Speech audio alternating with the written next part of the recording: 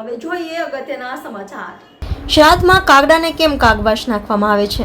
પિતૃપક્ષમાં શ્રાદ્ધ કરવાનું વિશેષ મહત્વ હોય છે। જો કે દર મહિનાની અમાસ તિથિએ પિતૃઓની આત્માની શાંતિ માટે તર્પણ કરવામાં આવે છે, પરંતુ પિતૃપક્ષના 15 કે 16 દિવસોમાં શ્રાદ્ધ, કર્મ, પિંડદાન અને તર્પણ કરવાનું વધુ મહત્વ માનવામાં આવે છે।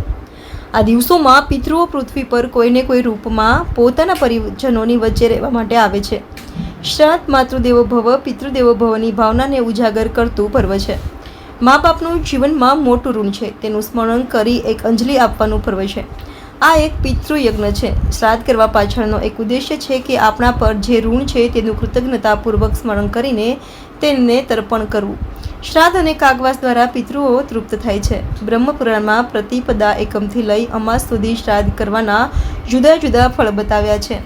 પિતૃપક્ષ માટે ત્રિવેણી સંગમમાં 2 સ્થળ ઘણા પ્રચલિત છે। બિહારમાં ગયા શ્રાદ્ધ અને માતૃપક્ષ માટે સિદ્ધપુર પ્રખ્યાત છે।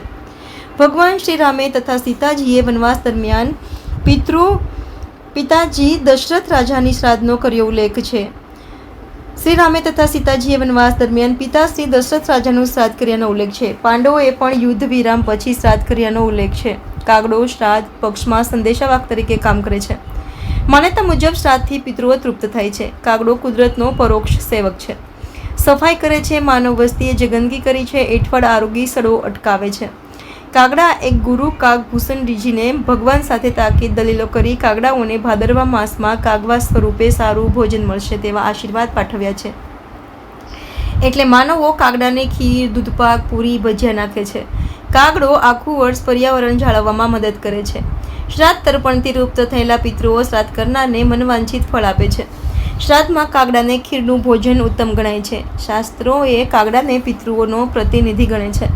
ભગવદ્ ગોમંડલ કોશ મુજબ કાગવાસ એટલે શ્રાદ્ધને દિવસે પિતૃ નિમિત્તે કાગડાને આપવામાં આવતો બલિ। અન્ન કાગડાઓ ક્યારે ચહેરો ભૂલી જતા નથી, તે બુદ્ધિ પક્ષી છે, તેની યાદશક્તિ બહુ લાંબી છે। શ્રાદ્ધ સાથે સંકળાયેલ નરસિંહ મહેતાનો પ્રસંગ 556 વર્ષનો પ્રસંગ જાણીતો છે। ભગવાન દ્વારિકાધીશે શ્રાદ્ધમાં નરસિંહને ખૂબ મદદ કરી ભવ્ય રીતે શ્રાદ્ધ પર્વ ઉજવ્યું હતું। ભડલીનું એક સ્લોગન કાવ્ય છે, રાતે બોલે કાગડા, દીના બોલે શિયાળ, તો ભડલી એમ કરે નિશ્ચિત પડશે દુકાળ। કાગડાનું સમૂહ જીવન છે, એ એકલો ખાતો નથી, બધાને કા કા કા કરીને બોલાવે છે। આખું વર્ષ ઉપેક્ષિત અને તિરસ્કૃત કાગડા, કાળા કાગડા શ્રાદ્ધ પક્ષમાં બધાને વાલા લાગે છે। આજનો આ શ્રાદ્ધ પર્વ ચાલી રહ્યું છે। આ 16 દિવસ પિતૃઓના ગણાય। પૂનમથી માંડી અમાવસ સુધી 16 શ્રાદ્ધ હોય છે।